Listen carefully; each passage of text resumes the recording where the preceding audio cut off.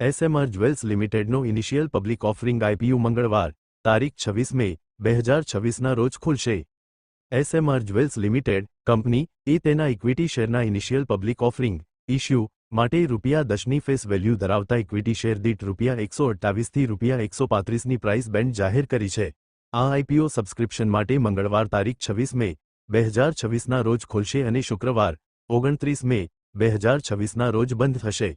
રોકાણકારો લઘુત્તમ 2000 equity share માટે અને ત્યારબાદ 1000 ઇક્વિટી શેરના ગુણાંકમાં બીડ કરી શકે છે। કંપનીના પ્રમોટર્સ શ્રી વિસ્મય મનોજ કુમાર સોની, શ્રી જયનીલ વિરેન્દ્ર સોની, શ્રીમતી પારુલ મનોજ સોની, શ્રીમતી દીપિકાબેન વિરેન્દ્ર સોની અને શ્રીમતી દ્રષ્ટિપાલ મોદી છે।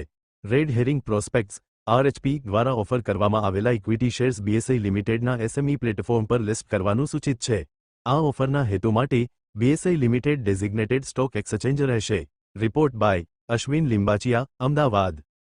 મારું નામ છે વિસ્મય સોની। હું એસએમઆર જ્વેલ્સ જે અમદાવાદથી બિલોંગ કરે છે તે આઈપીઓ માર્કેટમાં પ્રવેશ રહી છે, જેનો હું પ્રમોટર છું।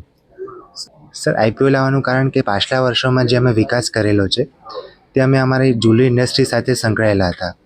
હવે જેમ અમારી કંપની સતત વિકાસના પગલાં ભરી રહી છે તો અમે એક નેશનલ પ્લેયર બનવા માંગીએ છીએ અમારી ઇન્ડસ્ટ્રીમાં, અને એના વિકાસ માટે અમારે સારા અને સેમ માઇન્ડસેટવાળા લોકોની જરૂર છે, જેથી અમે નેશનલ ફાઇનાન્સ માર્કેટમાં પણ પ્રવેશી રહ્યા છીએ।